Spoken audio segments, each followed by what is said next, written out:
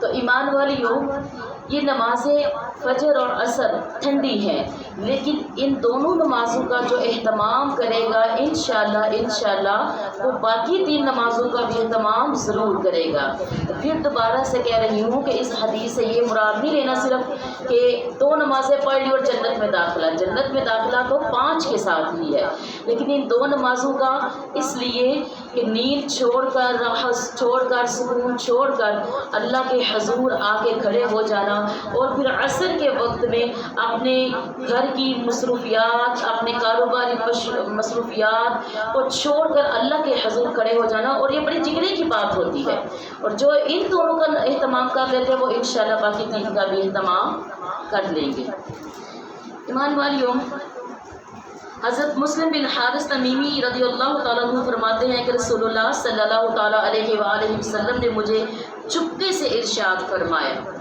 اب یہاں پہ یہ بھی بتا دوں کہ جو لفظ چپکے سے ہے، اس سے مراد یہ ہے کہ اس بات کی کتنی اہمیت ہے، امپورٹنس ہے، کہ اللہ کے نبی نے اس کی امپورٹنس بتانا چاہیے کہ میں آپ کو راز سے چپکے سے یہ بات بتا رہا ہوں، کیونکہ اس کی ایک اہمیت ہے۔ فرماتے ہیں کہ مجھے چپکے سے ارشاد فرمایا، جب تم مغرب کی نماز سے فارغ ہو جاؤ تو 7 مرتبہ یہ دعا پڑھ لیا کرو۔ کون سی نماز سے؟ جب تم مغرب کی نماز سے فارغ ہو جاؤ تو 7 مرتبہ یہ دعا پڑھ لیا کرو۔ کیا؟ انتہائی آسان، اللہم اجرنی من النار۔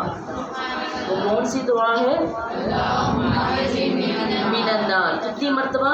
7 مرتبہ۔ ترجمہ، یا اللہ مجھے دوزخ سے محفوظ رکھیے۔ جب تم اس دعا کو، اللہ کے نبی فرماتے ہیں، پڑھ لو گے تو پھر اسی رات تمہاری موت آ جائے تو تم دوزخ سے محفوظ رہو گے۔ اگر تمہاری موت آ جاتی ہے اسی رات تو تم کس سے محفوظ رہو گے؟ دوزخ سے محفوظ رہو گے۔ اور اگر یہ دعا تم 7 مرتبہ فجر کی نماز کے بعد پڑھ لو، کون سی نماز کے بعد؟ فجر کی نماز کے بعد پڑھ لو، تو اگر اسی دن تمہاری موت آ جائے تو تم دوزخ سے محفوظ رہو گے۔ کس سے محفوظ رہو گے؟ دوزخ سے محفوظ رہو گے۔ یہ کون سی دعا تھی؟ ذرا دہرا دیجئے۔ پہلی کب میں نے بتائی؟ کہ مغرب کے بعد۔ پھر کیا بتایا؟ فجر کے بعد۔ کتنی مرتبہ؟ 7 مرتبہ۔ ایمان والیوں،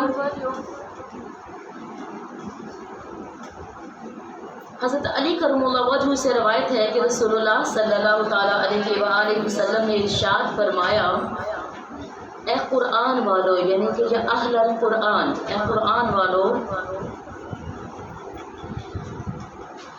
وطر پڑھ لیا کرو، کیونکہ اللہ تعالیٰ وطر ہے اور وطر پڑھنے کو پسند فرماتا ہے۔ وطر کی فرض نمازوں کے ساتھ ہم وطر ادا کرتے ہیں، 3 وطر، اس کی اہمیت۔ ایمان والیوں، یاد رکھو، وطر بے جوڑ عدد کو کہتے ہیں۔ وطر کس کو کہتے ہیں؟ بے جوڑ عدد کو کہتے ہیں۔ اللہ تعالیٰ کے وطر ہونے کا مطلب یہ ہے کہ اس کا کوئی جوڑ نہیں ہے، اس کا کوئی جوڑ نہیں ہے۔ ایمان والیوں، وطر پڑھنے کو پسند فرماتا ہے اسی وجہ سے کہ ان نمازوں کی رکعتوں کی تعداد طاق ہے، یعنی کہ 3 ہے، جفت نہیں۔ جفت کہتے ہیں 2 چیزوں کے جن کے جوڑ ہوتے ہیں، جس کا جوڑ نہیں وہ 3 یعنی کہ طاق ہے۔ تو اللہ تعالیٰ وطر پڑھنے والوں کو پسند فرماتے ہیں۔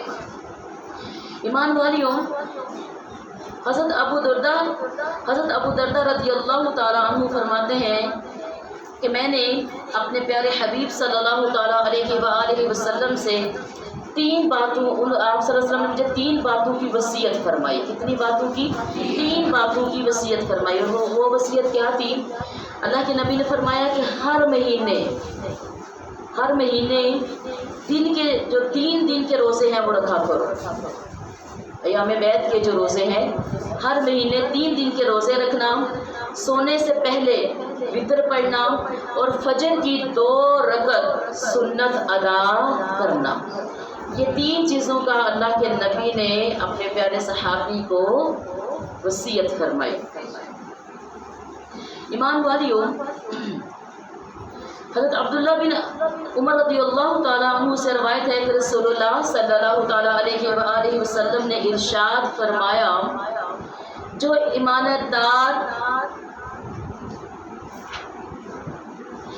ایماندار نہیں وہ کامل ایمان والا نہیں، جو کسی کی امانت کا پاس رکھنے والا نہیں، جو کسی کی امانت میں خیانت کرتا ہے، اس کو دھوکہ دیتا ہے، خیانت کرتا ہے، وہ کامل ایمان والا نہیں۔ جس کا وضو نہیں اس کی نماز نہیں، اور جو نماز نہ پڑھے اس کا کوئی دین نہیں، اس کا کوئی دین۔ ایک اور اللہ کے نبی کی حدیث ہے، یہاں پر میں کوٹ کر رہی ہوں۔ اللہ کے نبی نے کیا فرمایا کہ مومن اور کافر کے درمیان فرق کرنے والی چیز کیا ہے؟ نماز۔ کیا ہے؟ یعنی کہ کافر نماز نہیں پڑھتا اور جو مومن ہے وہ نماز قائم کرتا ہے۔ اور اس بات کے اعتراف تو کافروں کے ایک عظیم سیاسی لیڈر گزرے ہیں، گاندھی بھی کرتے ہیں۔ تو ایمان والیوں،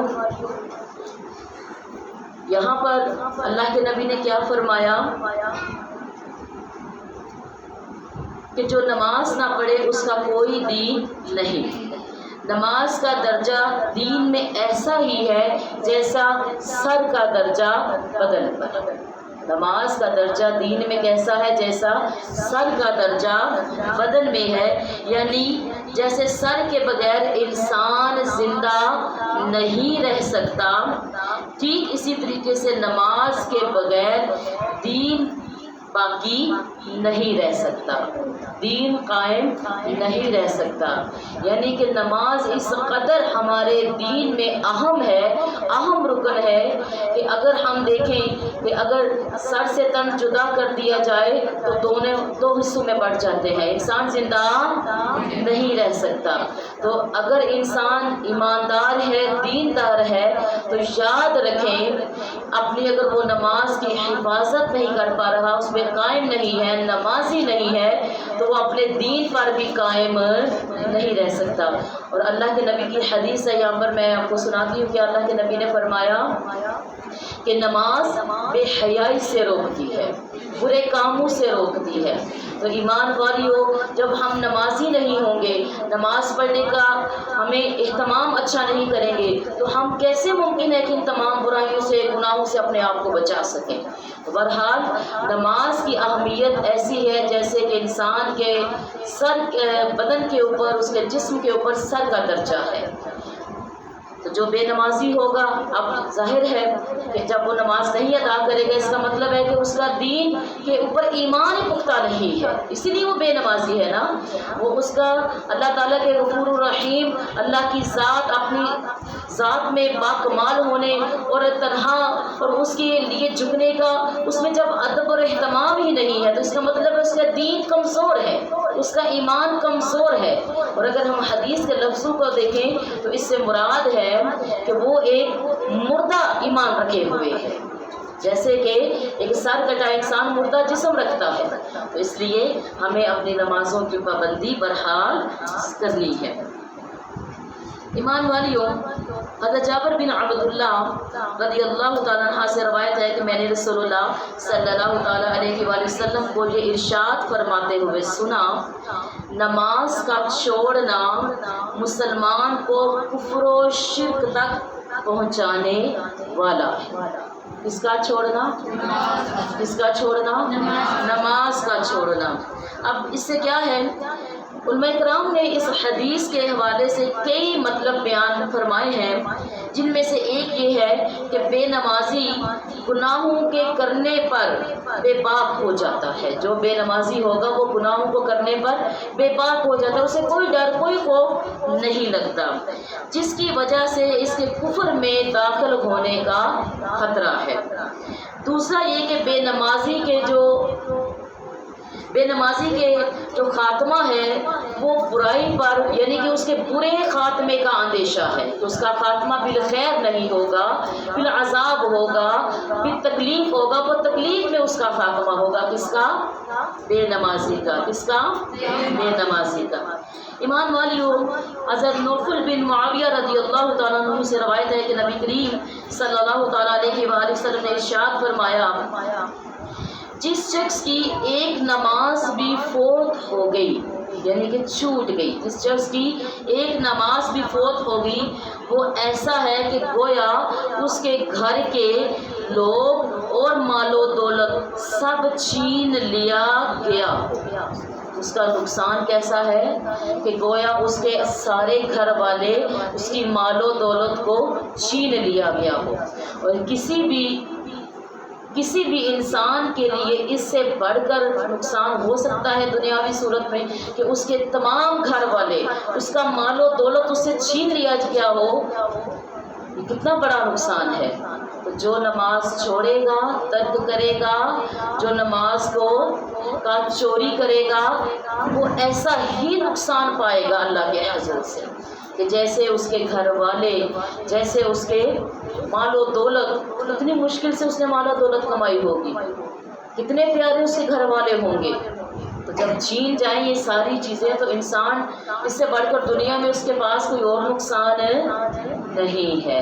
تو ایمان والیو، یہی ہم نے آج سیکھی بات کہ ہم نے آج کے بعد اپنی نماز جو ہم کسی وقت میں کبھی کسی فنکشنز پہ جاتے ہوئے، کبھی غمی یا کسی خوشی کے یا کسی دور و دراز سفر پہ جاتے ہوئے یا کسی کے گھر ہم جب گئے یا بازار میں گئے تو جو ہماری نمازیں چھوٹ جاتی ہیں، رہ جاتی ہیں، آج کے بعد انشاءاللہ ہم اپنی نمازوں کو ہرگز نہیں چھوڑیں گے، ہر حال میں سوائے ناپاکی میں ہم اپنی نمازوں کی پابندی کریں گے۔ آج کل عموماً خواتین ایسی سست ہو گئی ہیں کہ ذرا سی طبیعت ناساز ہوئی، چلو جی نماز چھوڑ دی، طبیعت ٹھیک نہیں تھی۔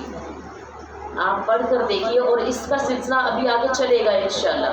کل بھی آپ کو ان نمازیوں کا ذکر کریں گے جو نمازی کے چور ہوتے ہیں اور وہ نمازی کیسے بنے کا ذکر ہوگا، لیکن ابھی تک جو ہمارا دور حدیث ہے اس سے ایک بات ہم نے پختہ نیت کر کے آج یہاں سے اٹھنا ہے کہ ہم، جیسے میں ایک بات ہمیشہ کہتی ہوں اور اللہ تعالیٰ سے دعا بھی کرتی ہوں کہ اللہ تعالیٰ کہ جو ہمارا درسگاہ ہے یہاں پر بے نمازی بندہ، بے نمازی بہن، بے نمازی بیٹی داخل نہ ہو۔ یہاں پر نماز، اس کو نمازی بنانے کے لیے سب سے پہلے سخت تاکید اس لیے کی جاتی ہے کہ جس کو اللہ سبحانہ و تعالیٰ کا ہونا نہیں آتا وہ کبھی بھی کسی کا نہیں ہو سکتا۔ تو نماز ایک ایسا جزء ہے، ایک ایسا رکن ہے اسلام کا ایمان والیوں کہ جس پہ اسلام کی بنیاد ہے، جس پہ اسلام کی بنیاد ہے۔ تو انسان اتنا ہی نقصان برداشت کر سکتا ہے تو اس کو اتنا ہی نقصان کرنا چاہیے، اتنا ہی برا عمل کرنا چاہیے جس کا وہ نقصان برداشت کر سکے۔ اور میرا خیال ہے ہم میں سے کوئی بھی یہ نقصان نہیں برداشت کر سکتی کہ اس کی مال و دولت یا اس کے گھر والوں کو کوئی تکلیف پہنچے، یعنی کہ وہ چھن جائیں، ہم سے دور چلے جائیں، ان کو دور لے کے جایا جائے، ہم میں سے کوئی تکلیف برداشت نہیں نہ کر سکتا۔ تو پھر آج کے بعد ہم نے سوائے ناپاکی کے اپنی نماز کو نہیں چھوڑنا، جہاں پر بھی ہو۔ ساری زمین اللہ کی ہے اور پاک ہے، اپنی پاک زمین، اللہ کی اس پاک زمین کو دیکھتے ہوئے ہم سواری پر ہیں تو نماز پڑھیے، ہم سفر پہ ہیں تو نماز پڑھیے، ہم کسی بھی تقریب میں گئے ہیں، نماز کا وقت ہو گیا ہے تو ہمیں اپنی نماز کو ادا کرنا ہے۔ یہ نہیں کہنا میں گھر جا کے ساری اکٹھی نمازیں پڑھ لوں گی، بھائی تمہیں کیا پتا گھر جانا ہے یا نہیں۔ اور ویسے بھی الحمدللہ ہم ایک مسلم سوسائٹی میں رہتے ہیں، ہمارا ارد گرد سارے ہمارے اپنے ہیں، غیروں میں بھی جو نمازی ہوتے ہیں وہ غیروں میں بھی پڑھتے ہیں، غیر مسلموں میں بھی نماز پڑھتے ہیں، ہاں انہیں کسی چیز کی جھجک نہیں ہوتی اپنے رب کے سامنے جھکنے کو۔ تو ہمیں بھی ایمان والیوں اپنے رب کے سامنے خشوع اور خضوع کے ساتھ جھکنے میں کوئی شرم، کوئی بھی جھجک نہیں ہونی چاہیے، کیونکہ ہماری اکثر خواتین جھجکتے ہوئے شرم محسوس کرتی ہیں کسی کے گھر میں جا کے نماز پڑھنا، ہائے وہ کیا کہے گی، تو نماز بے در نماز چھوڑ دیتی ہے۔ انہیں کوئی بھی نہیں ہوتا کہ اس وقت میں نے اپنے رب کے سامنے جھکنا ہے، میرا رب کیا کہے گا، مجھے کیا سزا ملے گی. تو اپنے دلوں سے یہ خوف آپ نے نکالنا ہے، یہ نکالنا ہے. جب نماز کا وقت آ گیا تو آپ نے نماز پڑھنی ہے. کون کیا کہتا ہے اس کو چھوڑ دیجئے، اپنے رب کے لیے نماز پڑھنی ہے نا ہم نے. تو پھر آج کے بعد سوائے ناپاکی کے، حیض و نفاس کے علاوہ، ہم خواتین نے اپنی نماز کو قضا نہیں کرنا. اپنی نماز کو قضا نہیں کرنا. اور جب انشاءاللہ تعالی ہم بطور مائیں اپنی اگر گھروں میں نماز شروع کرے گی تو انشاءاللہ تعالی ہمارے بچے بھی اسی ماحول میں اور گھر کا سسٹم بھی اسی ماحول میں ہو جائے گا. تو اللہ سبحانہ و تعالی سے دعا کرتی ہوں کہ اللہ سبحانہ و تعالی ہمیں اپنے فرض نمازوں کی پابندی کرنے کی توفیق عطا فرمائے، اور اگر ہم سے کوئی چھوٹی ہے تو اللہ ہمیں ان کی قضا کرنے کی توفیق عطا فرمائے، جو کہ ہم انشاءاللہ تعالی کل اس پہ بیان بھی کریں گے. اللہ تعالیٰ سے دعا ہے مولا جو بے نمازی ہے مولا اس کو نمازی بنا دے. مولا جس کے اندر تیرا ڈر نہیں، تیرا خوف نہیں، مولا جس کے اندر تیری نعمتوں کا شکر کرنے کے لیے وقت نہیں، اس کا اقرار نہیں، اپنے گناہوں کا اقرار نہیں کرتی، مولا ایسی بیوی کو، ایسی بہن کو مولا اس کا دل نرم فرما اور اس کو نمازی بنا دے مولا. آمین ثم آمین. اس پیغام کو زیادہ سے زیادہ پھیلائیے، اور جو آج ہم نے نماز کی، فرض نمازوں کی اہمیت اور ان کے اندر جو ہم دوسرے عمل برکت کی نیت سے کر رہے ہیں، اجر کی نیت سے کر رہے ہیں، اور جو بہنیں ان میں جن کی کوئی کمی تھی آج سے ان عمل کو شروع کریں، کیونکہ وہ بھی ہمارے لیے باعث ثواب ہیں، باعث برکت ہیں. اللہ سبحانہ و تعالی ہمیں زیادہ سے زیادہ برکتیں لوٹنے کی توفیق عطا فرمائے. والسلام فی امان اللہ. دعاؤں میں یاد رکھیے گا.